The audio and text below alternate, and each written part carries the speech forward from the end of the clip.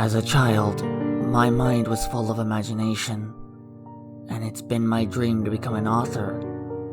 Every story and character to be brought to life from my thoughts felt like real places and real people to me. Some I used to hold very dear to me, like children that I call my own. I've always wanted to bring them out there to my world, for everyone to read and love. But my dreams don't always come true. As an adult, I have lived in poverty. My stories never got out there, as I have no way of doing so.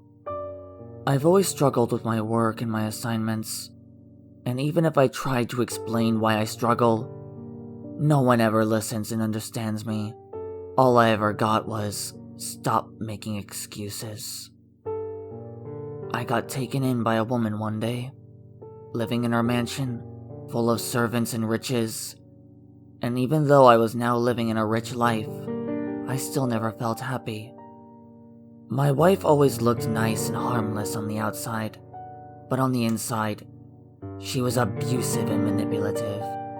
No one ever listened, understood, or even cared about me. Everyone expected me to be normal. I sometimes look back at my fedora and scarf, missing the old days. Now the only way to ease my pain and suffering was from drinking the pain away or even painting my emotions. It was my only escape from reality left. That was until I heard a voice call out to me. I followed the voice all the way to another part of the mansion, a room full of artifacts and exhibits. At the very end of the room was a glass container displaying a Phantom of the Opera mask.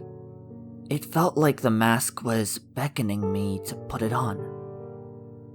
And I was in too much of a trance to ever think anything of it. My wife snapped me out of it and scolded me for intruding. I hate her more and more every time she abused me, and I knew that one day I would eventually snap. I learned one day that my wife had been stealing the paintings I made and sold them while claiming they were her own. She only took me in just to use me and steal my work. I gave her a piece of my mind that day, and she accused me of making excuses and demanded I'd stop. I had it up there with the stop making excuses bullshit every single goddamn day. I fell into an anxiety attack that day, and she looked down at me in disgust, calling me weak and pathetic. This was the day I had finally snapped. I lost control of myself. I grabbed her by the neck and choked her until she finally stopped struggling. It felt very satisfying to finally have something my way for once in my goddamn life. I've heard the voices once again and followed them to the mask. I shattered the glass container, grabbed the Phantom of the Opera mask, and put it on.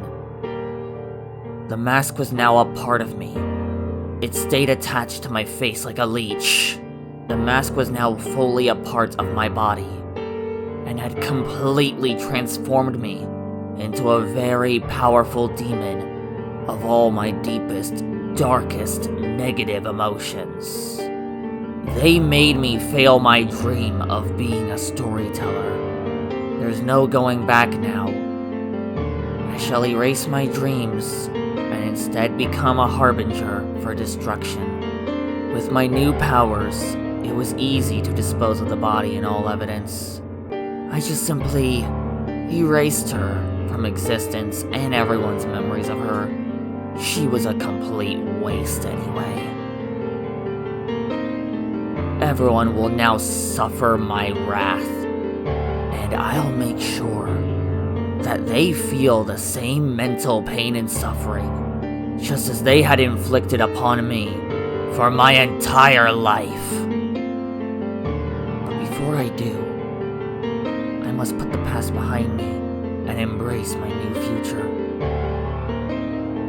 I must erase my story universes.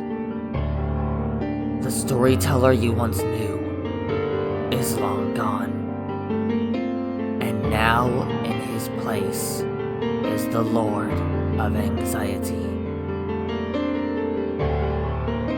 Salum.